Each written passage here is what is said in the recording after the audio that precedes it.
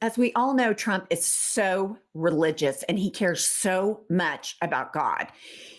Was at a prayer breakfast speaking this week. And of course, he had to go to the tried and true. Well, under Biden, you couldn't say Merry Christmas, but I am now bringing back Merry Christmas, which is just the biggest bunch of bull I've ever heard in my life. But one thing he said I found particularly interesting. Let's hear this clip. To confront such weaponization and religious persecution, today I'm signing an executive order to make our Attorney General, who's a great person, she's going to be a great Attorney General, Pam Bondi, the head of a task force, brand new, to eradicate anti-Christian bias. About time, right? Anti-Christian bias. Okay, but have you ever heard of anything more absurd in your entire life? Anti-Christian bias. So we have an attorney general that's opening a task force about anti-Christian bias. Are you kidding me? I mean, this is just this bullshit that he throws to the base. And it's the whole Merry Christmas stuff is stupid. And Fox News is stupid because they roll it out every year. And it's like, I mean, I'm an atheist and I put up 2 Christmas trees, for God's sakes. It's so stupid. All of this is part of the Project 2025 agenda to normalize Christianity and to erode the separation of church and state. And he knows that there are institutions like the Heritage Foundation, and the OMB is now going to be run by the Heritage Foundation author. Trump doesn't give a shit about religion, but he knows that some of these people helped him get elected. Trump is intellectually lazy. He doesn't care about policy. So the fact that Project 2025 is already written up and ready to go does him a favor, because then he can do his show and tell executive orders and run around with bad makeup saying stupid shit all day long. Well, he also announced at the prayer breakfast that he is creating a White House faith office. And to lead that is Reverend Paula White. And so this is a TikTok I found about this esteemed reverend. But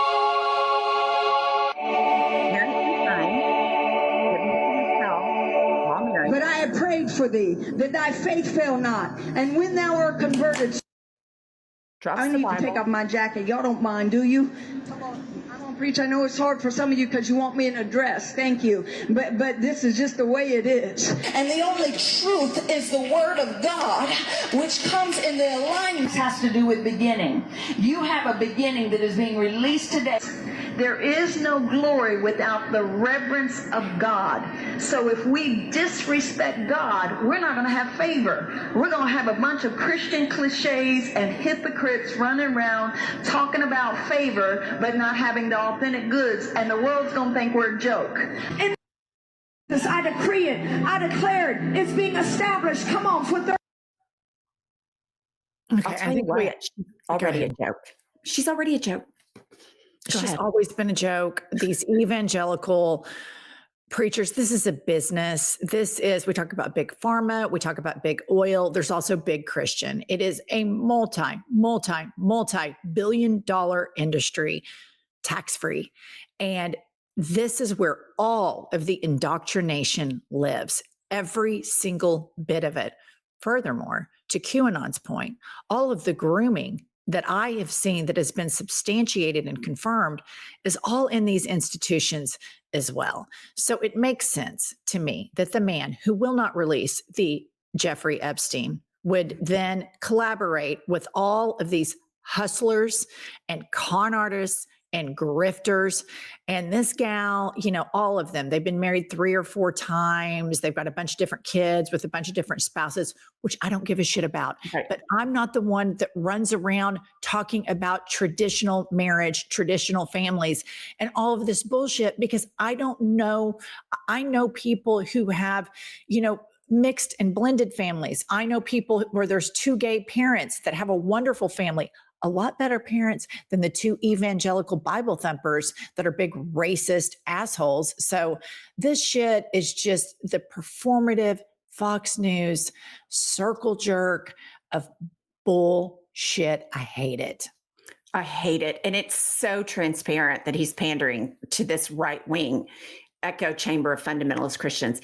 But here's the next video I want to play. I think it's really important for two reasons. Number one, you have the president of the United States who is such a dipshit that he is talking in circles. So I'm watching this clip and I say to myself, how will we know if this is him today? How will we know when he has dementia and the 25th Amendment needs to be instituted as it gets worse? How do we know? And he's talking about the plane crash in DC. So the safety of 3 million passengers a day is on this man's, I mean, this is what he thinks we ought to do about it. I just couldn't even take my eyes off of it. What is going to happen is we're all going to sit down and do a great computerized system for our control towers, brand new, not pieced together, obsolete like it is land-based, trying to hook up a land-based system to a satellite system. And the first thing that some experts told me when this happened is you can't hook up land to satellites and you can't hook up satellites to land. It doesn't work.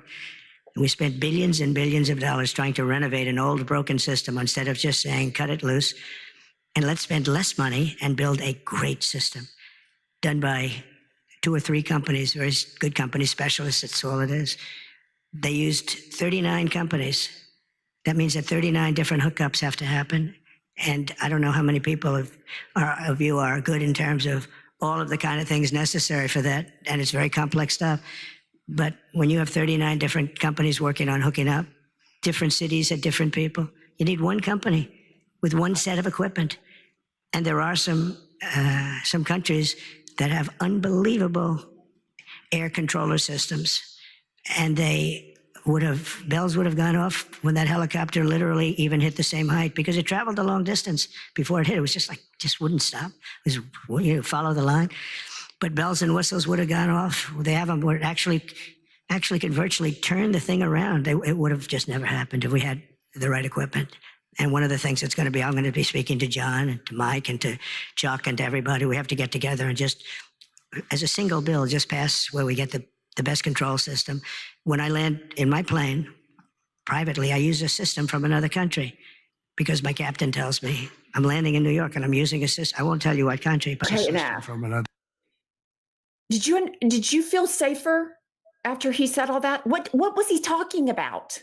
Like, this is what psychiatrists call flight of ideas. And I'm not trying to be cute with that. I'm serious. I know. This is when crazy people, they just fly from one idea to the next. And this is a symptom of personality disorder or a mental illness. It's called flight of ideas. Trump is mentally unwell. Also, he is old now, and I believe that his faculties are greatly, greatly diminished. And the media is always saying Washington shows the one, bite where he says this about immigrants, or he says the most, toxic thing over here. But he campaigned saying this crazy stuff. He campaigned, bobbing around with Kristi Noem and, to YMCA and talking about Hannibal Lecter. And so the more he's out there governing, the worse his approval rating is going to get. So here's what I have to say, everybody. He's going to do a lot of crazy shit. And Congress and the judiciary need to stop him at every turn. But a lot of the stuff he's going to do, we just need to watch and point out how detrimental this is, because almost everything he's going to do is going to harm his supporters. I believe wholeheartedly, and this is just my opinion, that plane crashed because Elon Musk bullied the FAA administrator to resign. And then they got Pete Hegseth, a known alcoholic who has never been treated, to be in charge to be Secretary of Defense. And 1 week after they all have these positions and all this shit happens, planes crash over the Potomac in Washington, D.C. This is MAGA. This is what happens when you run government like a business. It doesn't work. Government needs to be run like a government. The way you run businesses is completely different. And honestly, the way American businesses run is terrible, because when they fail, guess who has to bail them out? Government.